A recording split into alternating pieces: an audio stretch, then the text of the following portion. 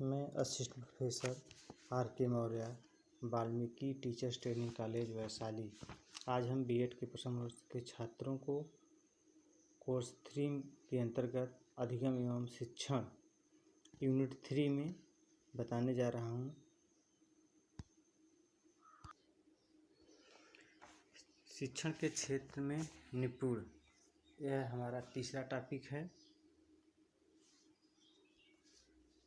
और हम आप लोग के लिए लेकर आए हैं।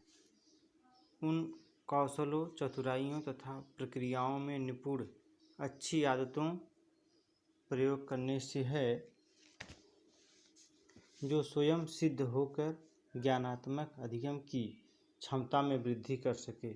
निपुण शिक्षण प्रक्रिया में दक्षता को प्राप्त करने की प्रक्रियाओं को बढ़ावा देती है, अर्थात एक शिक्षक को अपने शिक्षण क्षेत्र में अगर अपने विषय से निपुण है तो उसे पढ़ाने में आसानी होती है और अपने शिक्षा कार्य क्षेत्र में अधिक से अधिक बढ़ावा देती है।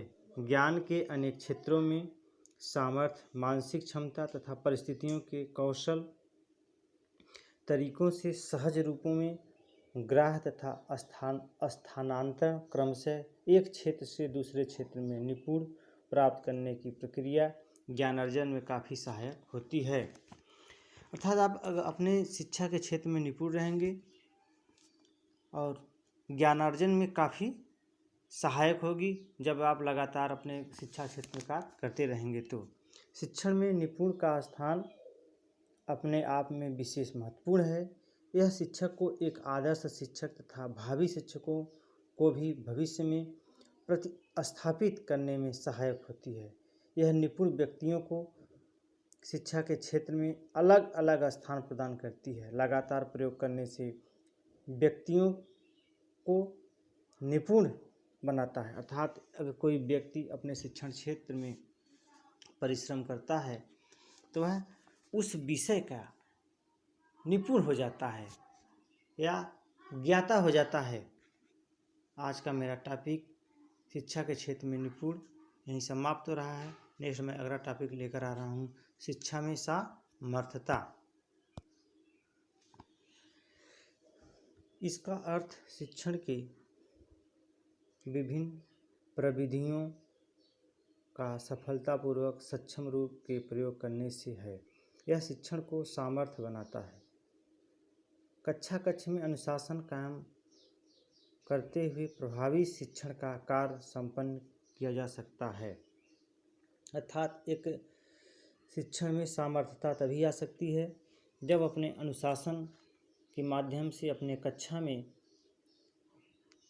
शांत वातावरण रखता है, तभी शिक्षण कार्य अच्छे रूप से चलता है या सुचारू रूप से चलता है। अगर कक्षा में अनुशासन या सामर्थ्यता नहीं होती है तो कक्षा का शिक्षण कार्य अच्छे ढंग से नहीं चल सकता है।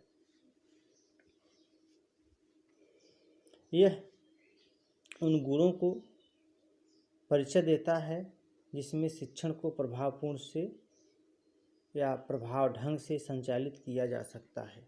विभिन्न कक्ष गतिविधियों, गृह कार्य प्रदान कर अशुद्धियों का निराकरण, शैक्षणिक पाठ्यवस्तु प्रस्तुतकरण, अन्य शिक्षण तथा कार्यों को सफलतापूर्वक ढंग से पूर्ण करने में सक्षम बनाना इसके अंतर्गत आता है।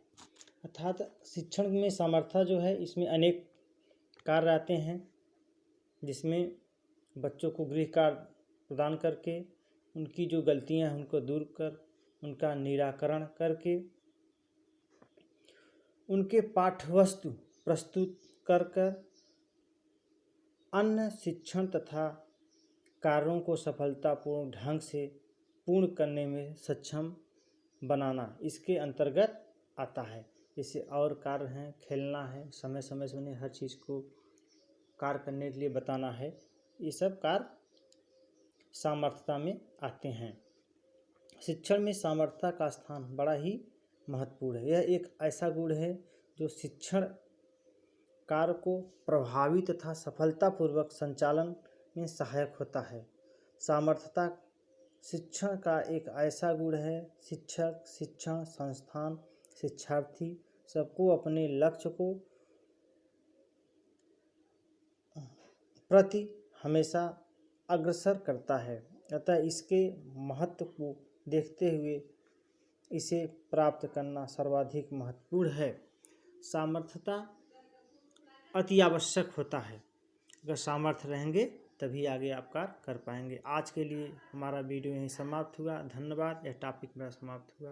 ओके।